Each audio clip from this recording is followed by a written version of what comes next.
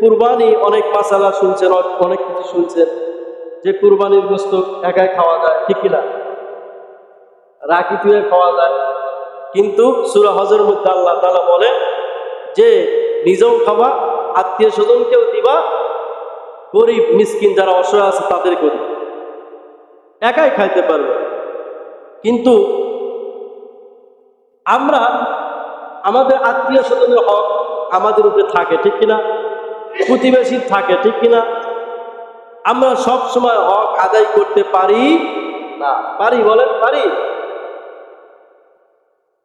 প্রতিবেশীর হকের বিষয়ে আল্লাহ তাআলা কোরআনুল কারীমের আয়াত নাযিল করেছেন। কি নাযিল করেছেন? সূরা নিসা আয়াত নাম্বার 36। আল্লাহ তাআলা বলেন, ওয়া'বুদুল্লাহ ওয়া লা তুশরিকু বিহি শাইয়্যান ওয়া বিল ওয়ালিদাইনি ইহসানা ওয়া বিযিল কুরবা ওয়াল ইয়াতামা ওয়াল মাসাকিনি ওয়াল জারিল কুরবা ওয়াল জারিল জুনুবি ওয়াস সাহিবি বিল জামবি ওয়া বিনিস সাবিল ওয়া মা মালাকাত আইমানুকুম ইন্নাল্লাহা লা ইউহিব্বু মান কানা মুখতালান ফাকুরা। আল্লাহ তাআলা বলেন যে এবং আল্লাহ তাআলার ইবাদত করবা। কার ইবাদত? আল্লাহর সঙ্গে কাউকে শরীক করা যাবে না। আল্লাহর সঙ্গে কাউকে শরীক করা যাবে? বলেন যাবে? তাহলে ইবাদত করব কার? আর আল্লাহর সঙ্গে কাউকে শরীক করা যাবে না। আল্লাহ কয় তোমার পিতামাতার সঙ্গে সৎ ব্যবহার করো।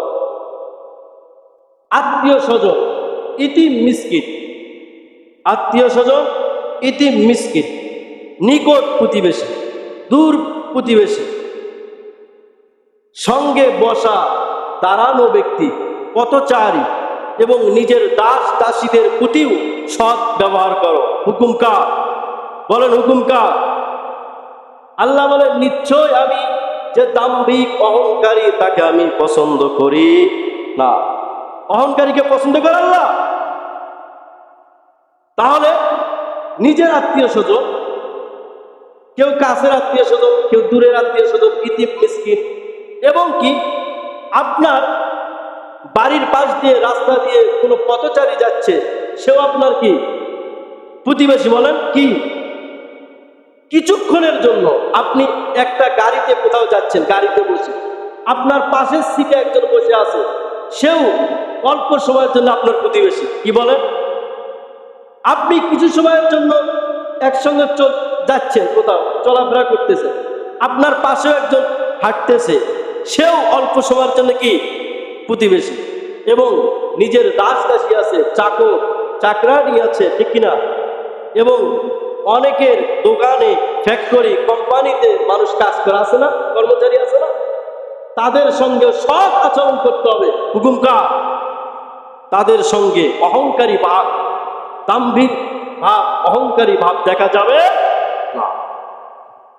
প্রতিবেশীর হকের বিষয়ে আল্লাহ রাসূল কারীম সাল্লাল্লাহু আলাইহি সাল্লাম বলেন, কি বলে জানেন? আল্লাহ রাসূল কারীম সাল্লাল্লাহু আলাইহি ওয়াসাল্লাম তিনবার কসম করেছে, আল্লাহর কসম, আল্লাহর কসম, আল্লাহর কসম, যে ওই ব্যক্তি পরিপূর্ণ মুসলমান নয়। সাহাবারা বললেন, ইয়া রাসূলুল্লাহ কে?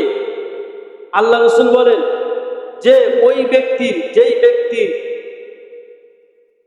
যেই ব্যক্তির হাত এবং মুখ এবং যার খারাপি থেকে, জুলুম থেকে প্রতিবেশী নিরাপদ থাকে না। আল্লাহ রাসূল বলেন আল্লাহর কসম, তিনবার বলছেন। কয়বার? তিনবার বলেন যে ওই ব্যক্তি খাঁটি মুমিন নয়। আমার পাশে যে প্রতিবেশী আছে, আমার খারাপি থেকে, আমার অত্যাচার থেকে, জুলুম থেকে সে নিরাপদ পাচ্ছে না। আল্লাহর রাসূল বললেন আল্লাহর কসম, তিনবার বলেন আল্লাহর কসম, ও মুমিন হতে পারে না। প্রতিবেশীর হক কেমন বিষয়? আল্লাহ রাসূল কারীম সাল্লাল্লাহু আলাইহি সাল্লাম বলেন যে প্রতিবেশী তোমার কাছে ঋণ চাইছে, ঋণ কর্জ চাইছে, আল্লাহ রাসূল বলে যে তাকে তুমি কর্জ দিবা, সুদ মুক্ত ঋণ দিবা। কি মুক্ত? সুদ মুক্ত ঋণ দিবা প্রতিবেশী। কি মুক্ত? এরপরে প্রতিবেশী তোমার কাছে যদি কিছু সাহায্য চায়, তাকে তুমি সহযোগিতা করো। এরপরে যদি প্রতিবেশী অভাব হয়ে যায়, অভাবী থাকে, দরিদ্রতা এরকম আছে না, তাদের পাশে তোমরা দাঁড়ায়া যাবা, সহযোগিতা করবা, উপকার করবা। আল্লাহ রসুল এরপরে বলে যে প্রতিবেশী যদি অসুস্থ হয় তাহলে বাজার থেকে ফল ফুট নিয়ে প্রতিবেশীকে দেখার জন্য যাবা এবং তার সেবা যত্ন করবা, খেদমত করবা। হুকুম কার? আল্লাহ রসুলের। কার? আল্লাহ রসুল বলতেছে।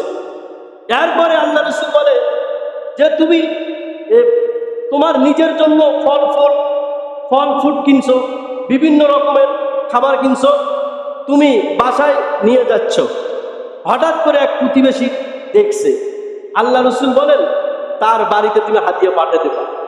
আর যদি তুমি না দাও তাহলে দেখানো যাবে না। গোপনে কালো ব্যাগে অথবা গোপনে তোমার ঘরে নিয়ে যাও। ঘরে নিয়ে যাওয়ার পরে কি, আপনার ছেলে আছে না, ছেলে সন্তান, মেয়ে আছে না, তাদের হাতে একটা আপেল দিছে, কমলা দিছে, ও রাস্তায় বের হয়ে খাইতেছে, হয় না এরকম? আল্লাহ রসুল বলেন যে তোমার সন্তানটা যে আপেল খেলো, ফল ফুট খাইলো, আর একজন গরিবের সন্তান দেখছে, দেখে সে কান্না শুরু করছে, বাবা বললো আমারও যদি থাকতো তাহলে আমি কিনে দিতাম, হয় না এরকম? জোরে বলেন হয় না? এজন্য আল্লাহ রসুল বলেন তুমি দিবা না, তোমার সন্তানের হাতে আপেল কমলাটা দিয়ে রাস্তায় বের করে দিবা না, ঘরের ভিতরে খাওয়া। কথা কি বুঝতেছেন? তারপরে প্রতিবেশী আল্লাহ রসুল বলেন তোমার ঘরে গোস্ত রান্না হচ্ছে, কি রান্না? জোরে বলেন কি রান্না? গোস্ত রান্না হচ্ছে, তুমি একটু ঝোল বাড়া দাও। প্রতিবেশীর ঘরে যদি গোস্তের টুকরা নাও দিতে পারো, একটু ঝোল দিও। কি দিও? একটু ঝোল দিও, ঝোল। আর যদি তুমি ঝোল দিবা না তাহলে খবরদার, তোমার ঘরের গোস্ত রান্না হচ্ছে, এর ঘ্রাণ যেন প্রতিবেশীর নাকে না যায়। কথা কি বুঝছেন? দিতে পারবে না, কিন্তু গোস্তর ঘ্রাণ যেন প্রতিবেশীর ঘরে না যায়। আজ প্রতিবেশী তো দূরের কথা, নিজের আপন ভাই থাকে পাশে, গোস্ত রান্না করে খায়, একটু গোস্তও দেয় না, ঠিক না? নিজের বাবা মাকে দেয় না, এমন সমাজ হয়ে গেছে। তাহলে ঈদের দিন আপনি একাই গোস্ত খাবেন, একাই আনন্দ উল্লাস করলেন, প্রতিবেশীর সঙ্গে সহযোগিতা করলেন না, সে মনে কষ্ট পালো, তুমি ইমানদার হতে পারবা না।